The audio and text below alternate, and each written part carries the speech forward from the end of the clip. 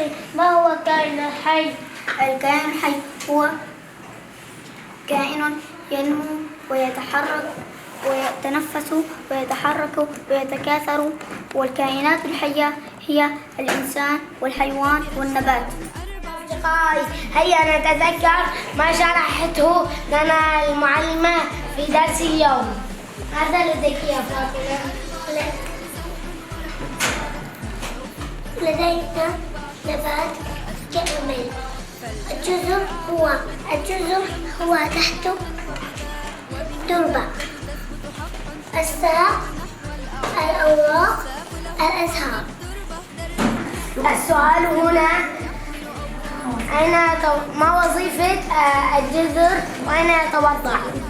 يتوضع الجذر تحت التربة، ووظيفته هي أولاً تثبيت النبات في التربة، ثانياً امتصاص الماء والغذاء.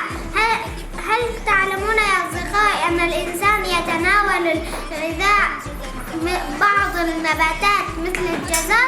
حسناً، وما وظيفة الأوراق؟ الأوراق تصنع مواد سكرية، أي تصنع غذاء للنباتات، وذلك بعملية البناء الضوئي. والإنسان يتناول الأوراق النبات مثل الخس والبقدونس.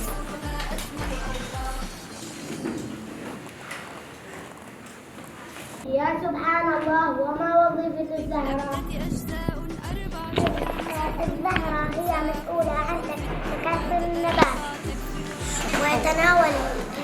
وتتحول إلى ثمر، ويتناول الإنسان بعض من أنواع الأزهار مثل نبات القرنبيط. أما الثمرة فبداخلها بذور، ومن البذور ينتج نبات جديد، ويتناول الإنسان الثمار مثل التفاح والليمون. عندي معلومة مهمة. يحتاج النبات لكي يعيش إلى 4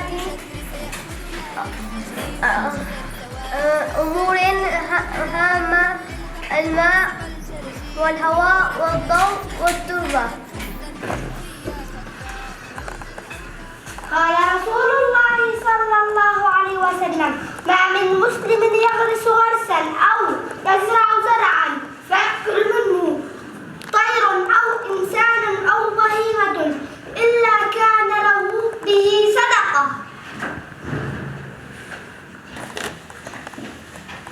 من البذور ينتج النبات الجديد. صح.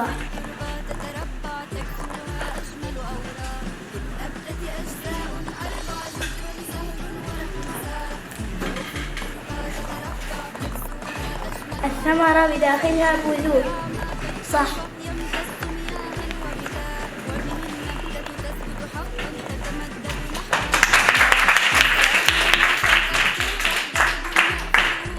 جزء النبات الذي ينمو فوق التربة.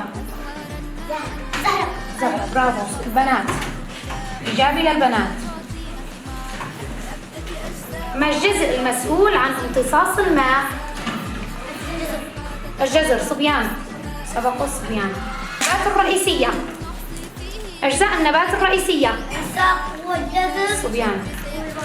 الساق والجذر والأوراق. ممتاز. أعطني مثالا لنبات نأكل أوراقه. الخس. إجابة للبنات. من المسؤول عن تكاثر النبات؟ الزهرة. الزهرة. الإجابة للصبيان. مين كان سابق؟ البنات فازوا.